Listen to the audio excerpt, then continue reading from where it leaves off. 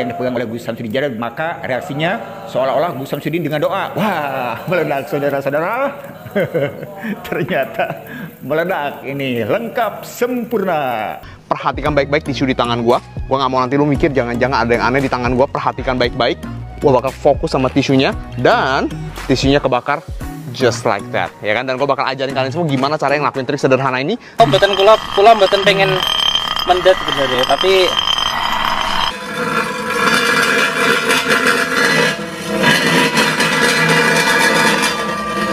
saya akan coba mengenakan langsung ke sinar matahari, bagaimana reaksinya. Ternyata getaran dari batu ini lebih kencang jika terkena sinar matahari secara langsung.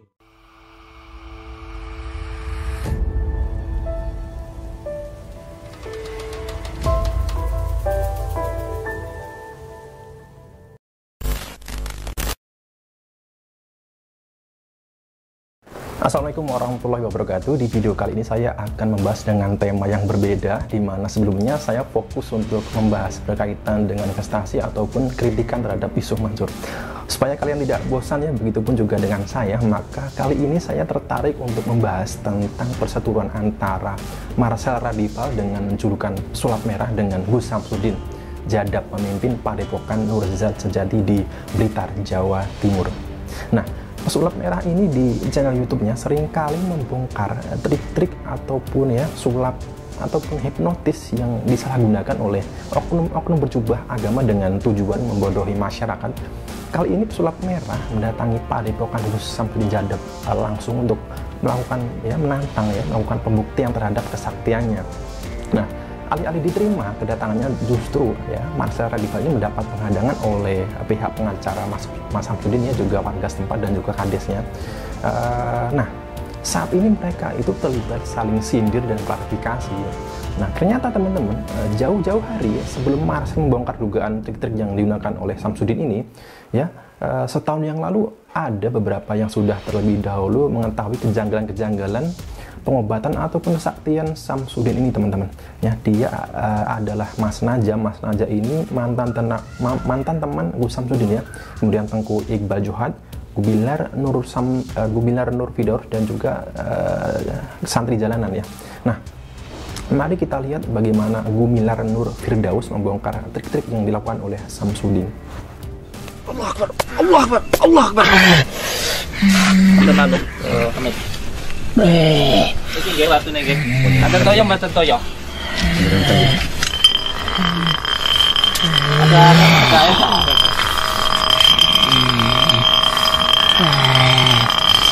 Iki wau mboten kula mboten pengen mendet sebenarnya, tapi sing apa namanya? Dari penghuni Goib iki nuturne jimukan wis jimukan emang sengaja tak kene sing duwe omah ngoten. Dados nggih. Batu mistis cahaya. Batu ini akan bergerak jika terkena sinar matahari atau sinar lampu. Isinya seperti ini.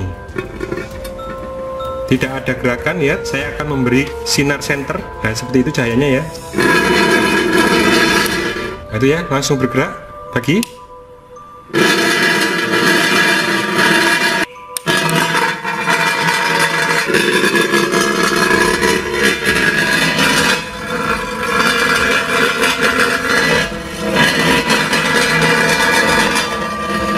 Saya akan coba mengenakan langsung ke sinar matahari, bagaimana reaksinya. Ternyata getaran dari batu ini lebih kencang jika terkena sinar matahari secara langsung. Terasa sekali efeknya di tangan saya masih bergetar.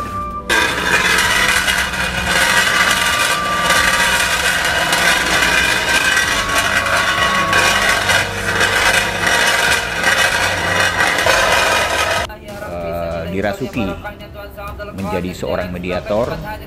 Nah, ini doanya doa untuk memasukkan makhluk gaib kepada seorang mediator. Dan lihat sebentar lagi, nah inilah kamera langsung men-shot seseorang mediator yang sudah kerasukan. Dan perlu kita pertanyakan, ternyata mediator ini adalah mediator bagian dari grupnya ya, dari asisten Gus Samsudin Jadab. Silakan actingnya dilihat, gestur tubuhnya, gerak tubuhnya juga kalimatnya yang dia keluarkan seperti apa. Dan sebentar lagi ini Gus Samsudin Jadab mencoba melakukan mediasi lagi kepada salah satu mediator. Ya, betul. Ya, silakan.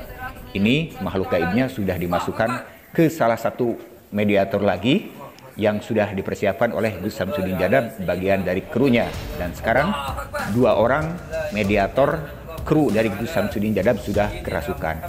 1 orang lagi aktor berperan, 1 orang yang berpakaian, yang bersorban dan membawa piring. Dia membacakan doanya, ya, seolah-olah ini adalah bagian dari sebuah proses ritual yang betul-betul alami. Nah, ini Gus Samsudin Jadab sedang melakukan proses tanya jawab dengan makhluk gaib yang merusuki 2 orang kru Gus Samsudin Jadab. Dan 1 orang lagi tetap menjaga keseimbangan, mengalihkan perhatian keluarga agar perhatian keluarga tidak terfokus kepada Gus Samsudin Jadab. Dan di sanalah ini terjadi sebuah dialog untuk menguatkan bahwa dugaan di rumah ini betul-betul ada makhluk gaib yang bersarang, ya. Dan dia mengatakan bahwa penyakitnya ini sudah lama dan diserang penyakit santetnya memang sudah relatif lama. Ini menurut Gus Samsudin Jadab. Ini dikuatkan oleh pengakuan dari mediator tadi yang sudah dipersiapkan sebelumnya oleh Gus Samsudin Jadab. Nah, proses ini tentunya adalah bekerja tim. Gus Samsudin Jadab sebagai aktor utama dalam proses video ini, dan peran pembantunya mediator dari 2 orang kru yang sudah dipersiapkan, yang berpakaian putih dan berpakaian hitam, yang sedang kerasukan ini. Dan 1 orang lagi yang sedang berdiri memakai peci, membawa piring atau apa itu ya, itu berperan adalah untuk membantu doanya dan juga mengalihkan perhatian dari keluarga supaya Gus Samsudin Jadab itu tidak terlalu fokus diperhatikan oleh keluarga. Nah, kita lihat lagi ini, ya, makhluk gaibnya seolah-olah betul ini kerasukan atau tidak. Netizen lebih tahu bagaimana karakter sebagai seorang kerasukan. Ya, mestinya yang kerasukan itu bukan kru yang dibawa oleh Samsudin Jadab, tetapi keluarga yang di rumah ini atau sahabat atau temannya yang pemilik rumah ini yang kerasukan, bukan kru yang sudah dibawa. Nah, ini tiba-tiba tangan Gus Samsudin Jadab sudah membawa sesuatu di tangan kirinya, ya. Ada dia memegang sesuatu di tangan kirinya dan memegang sapu. Sapu adalah untuk mengalihkan perhatian keluarga, ya, agar tidak melihat apa yang terjadi, apa yang dipegang di tangan kiri Samsudin Jadab. Dan ini Samsudin Jadab meyakinkan dengan qomat kamit, membacakan doa-doa tertentu agar keluarga yakin bahwa di sini ada makhluk gaibnya atau ada media buhul yang disimpan. Nah, ini dia, ya. Bisa saja beberapa jam sebelumnya kru dari Gus Samsudin Jadab ini datang ke rumah ini, ya, berkeliling ke rumah ini dan menyimpan sesuatu, melemparkan sesuatu, ya, sehingga nanti pada saat Gus Samsudin Jadab ini pada saat berkunjung ini bisa membuktikan bahwa di bawah kolong rumah ini ada sesuatu hal yang disimpan. Padahal sebetulnya sesuatu yang disimpan itu adalah sudah disimpan oleh kru sebelumnya. Ya, kita lihat apa yang terjadi. Betulkah ada sesuatu yang tersimpan di bawah tempat tidur ini? Dan kita lihat, padahal kita yakin bahwa setiap hari orang-orang ini atau penghuni rumah ini sudah melakukan proses pembersihan rumah, mulai menyapu, mengepel, ataupun kegiatan bersih-bersih, bergusar, geser tempat tidur. Tentunya pasti akan ditemukan, ya, ada sesuatu hal. Dan sekarang ini, nah, lihat ada keluarga dan kru, ya, keluarga dan kru ini mungkin sedang mencari-cari sesuatu hal yang mencurigakan. Yang dikatakan oleh Gus Samsudin Jadab ini adalah sebuah buhul kiriman dari tukang sihir santet, teluh ataupun tenung. Kita lihat apakah dia menemukan sesuatu. Ternyata dia menemukan sesuatu, ya. Ternyata ada sebuah gumpalan. Ya, ada sebuah gumpalan dan oleh Gus Samsudin masih dipegang di tangan kiri, disatukan dengan sesuatu hal yang dia pegang di tangan sebelah kiri. Nah, ini Gus Samsudin di sana ada sebuah piring yang sudah disiapkan dari seorang krunya yang tadi dibawa pada saat proses mediumisasi. Di sana ada sebuah cairan ya.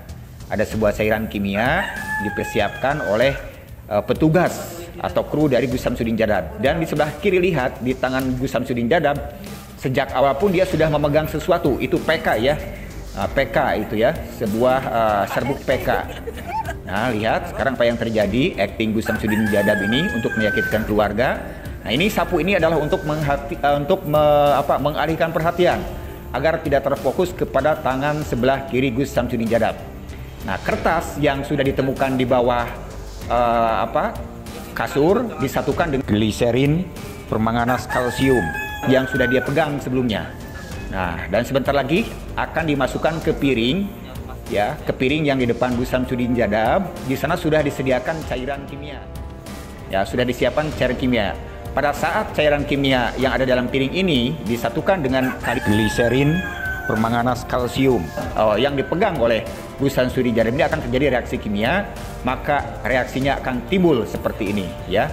Timbul seperti ini, lihat ini disatukan cairan yang ada di dalam piring plus dengan kertas tisu yang sudah ditemukan di bawah kolong tempat tidur ditambah dengan PK yang dipegang oleh Gus Samsudin Jadab, maka reaksinya seolah-olah Gus Samsudin dengan doa. Wah, meledak saudara-saudara. Ternyata meledak, ini lengkap sempurna. Gus Samsudin Jadab melakukan trik sulap bola api, saudara-saudara. Sahabat-sahabat. Ini dengan cara meyakinkan Gus Samsudin Jadab ya, dengan doa qomat kamit ini, coba lihat ya, meyakinkan bahwa semua terpesona, semua terkesima dengan bola api santet yang dibuat oleh Gus Samsudin Jadab. Lihat lagi apa yang terjadi, itu pada bengong semua ya. Qomat kamit ya, katanya melakukan netralisir, memusnahkan buhul ini atau mengembalikan lagi ke dukun santet. Padahal itu adalah sebuah proses perubahan kimia, reaksi kimia yang disiapkan oleh Gus Samsudin, mulai dari PK dan sebuah cairan kimia ditambah dengan kertas, maka terjadi reaksi kimia terbakar. Nah, inilah, waduh, ini Gus Samsudin Jadab ya. Aduh, sahabatku, coba lihat reaksi semua terkesima, semua bengong-bengong. Itu lagi di belakangnya juga terlihat kerunya ini pada kemana. Kerunya mungkin ada di sekitar, tidak nampak di kamera. Dan Gus Samsudin Jadab meyakinkan kepada penghuni rumah yang menyewa dia, yang membayar dia, mungkin jutaan rupiah, mungkin ratusan ribu ya, tujuannya untuk membersihkan rumah. Tapi tiba-tiba ternyata ini adalah sebuah proses trik sulap. Bos, gue mau kasih itu satu permainan klasik di dalam dunia sulap. Perhatikan baik-baik tisu di tangan gue. Gue nggak mau nanti lu mikir jangan-jangan ada yang aneh di tangan gue. Perhatikan baik-baik. Gue bakal fokus sama tisunya dan tisunya kebakar just like that, ya kan? Dan gue bakal ajarin kalian semua gimana caranya ngelakuin trik sederhana ini sesaat lagi. Jangan kemana-mana. Au, di sini aja. Nah, jadi untuk ngelakuin trik yang baru selalu butuh beberapa bahan. Yang pertama adalah gliserin, yang kedua adalah PK. PK ini adalah permanganan kalikus ya, yang lu bisa temuin di apotek. Gliserin juga sebenarnya bisa cari di apotek. Kalau di apotek dekat rumah kalian nggak ada, kalian bisa cari di toko-toko online. Silahkan, nggak ada masalah. Gua ajarin persiapannya sedikit. Lu butuh tisu ya, boleh tisu, boleh kertas koran, boleh bond, boleh whatever lah, terserah. Tapi kalau gua sukanya pakai tisu. Lu ambil beberapa lembar aja dan inget ya kata kuncinya. Kata kuncinya adalah gliserinnya itu harus sedikit. Gliserin kalau banyak malah nggak akan nyala. Jadi yang bakal kalian lakukan adalah timpa aja beberapa tisu sekaligus seperti ini. Dan ini persiapan yang tadi gue lakuin barusan di demonstrasi. Jadi gue tuangin sedikit aja gliserinnya. Yes, dikit aja tuh. Sedikit ini aja udah cukup buat bikin seluruh tisu ini nyala. Nah, untuk PK-nya ini gue nggak punya persiapan yang fancy-fancy, tapi nanti gue bakal ajarin persiapan satu lagi. Bedanya cuma di waktu doang. Kalau gue suka yang cepet-cepet, toh gue juga pakai buat main-main doang kan. Lu sikatnya PK-nya agak banyak ke dalam, just like that, ya kan? Nah, dari sini nih, yang lu butuhkan adalah lu tinggal lu untal-untal doang seperti ini. Kalau misalnya lu takut dia tembus pandang, lu keep dia di belakang seperti ini, ya kan? And then reaksinya dimulai. Stay cool. Lu kasih lihat ke penonton, gue punya tisu, ya kan, di sini. Kalau misalnya lu nggak mau buang ke lantai, lu boleh taruh di mangkok seperti ini, gak ada masalah sama sekali. Taruh aja di mangkok seperti ini, dan reaksinya itu akan segera terjadi, ya. There you go. Yang gue suka kalau misalnya PK-nya banyak tuh, apinya bisa keluar just like that. Ya, selamat mencoba. Metode kedua yang bakal gue share ke kalian, ini sebenarnya metode yang mungkin gue nggak begitu suka karena apinya keluarnya lebih lama ya. Tapi kalau lu mau tahu juga, gue ajarin juga. Jadi gini, lu pakai tisu ya, dan lu belah tisunya seperti ini ya. Jadi biasanya kan tisu datangnya 2 lapis, 3 lapis, lu belah jadi selapis-selapis seperti ini. Nah, abis itu tuh lu butuh PK. PK-nya jangan takut-takut, banyakin aja ya. Jadi lu ambil PK-nya, lu taruh banyakan dikit kayak gini, and then lu bungkusnya kayak gini. Nah, lu bungkus, lu untel-untel, jadi kayak petasan banting. Nah, abis itu lu putusin, and then ini bakal lu palming di dalam tangan lu, just like that. Nah, langkah kedua lu adalah lu bisa siapin mangkok kalau lu mau, lagi-lagi ya. Dan gliserinnya lu tuang ke dalam mangkok, just like that. Nah, cara main sederhana banget. PK lu umpetin di dalam tangan seperti ini. Lu ambil tisu beberapa lembar, ya kan? Dan lu bisa kasih tisunya buat penonton periksa. Metode pertama nggak bisa kasih tisu periksa, metode 2 bisa. Setelah penonton periksa, mereka balikin tisunya ke lu tinggal loading PK-nya itu ke bawah tisu seperti ini. Nah, yang akan lu lakukan adalah lu akan sobek si tisu yang ada isi PK-nya itu mulai dari sekarang. Jadi lu sobek dikit supaya dia ada sedikit celah, sedikit keluar PK-nya. Ini gimana cara kasih lihatnya ya? Pokoknya gua sobek aja dikit deh. Nah, begitu gua sobek tuh ini terjadi di bawah nih. Nah, begitu lu habis sobek nih, lu tinggal taruh aja tisunya itu di atas si gliserinnya seperti ini ya. Lu taruh agak rapi dikit dan lu tinggal tungguin sampai reaksinya terjadi. Lagi-lagi metode ini adalah metode yang mungkin paling gak gua suka karena ini lumayan lama. Jadi gua rada malas nungguinnya. Apalagi gua cuma pengen main-main doang kan, bukan pengen jadi dukun gue. Ya, jadi lu tinggal tungguin aja, lihat gak asapnya mulai keluar dikit-dikit, ya kan? Perlahan-lahan mulai kebakar, bam, there you go, ya kan? Just wait for it dan dia akan terjadi. Selamat mencoba. Nah, jadi itu aja konten.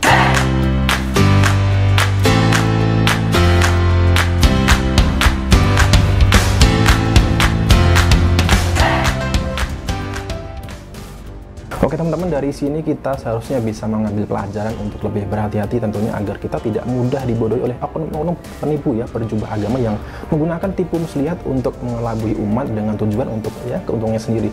Nah, terus terang kita semua patut prihatin dengan masih banyak saudara-saudara kita ya, terutama di daerah Jawa tentunya, yang masih lemah akidahnya sehingga begitu mudah mempercayai orang-orang yang mengaku mengetahui hal-hal gaib dan juga memiliki kesaktian yang nyatanya kuat diduga hanyalah penipuan semata. Nah, saya harap di sini juga adanya peran MUI tentunya, di mana seharusnya bisa mengedukasi umat dan juga memberi arahan mana yang hak dan mana yang batil. Dan juga saya harap pihak kepolisian merespon ini tanpa menunggu ada pihak yang melapor ataupun merasa dirugikan.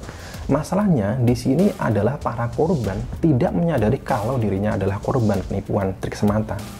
Nah, jadi dengan semakin banyak keberanian orang-orang yang membongkar ya, yang membongkar trik-trik yang dilakukan ya, diduga dilakukan oleh Samsudin ini ya, makin banyak orang yang sadar ya, karena kita tahu kejadian ini pernah terjadi juga saat Ustadz Guntur Bumi dijadikan tersangka atas penipuan berkedok agama pada tahun 2014 ya, sehingga masalah ini bisa dilanjutkan ke proses hukum pidana. Nah, itu saja teman-teman, sekian dari saya, semoga bermanfaat. Wassalamualaikum warahmatullahi wabarakatuh.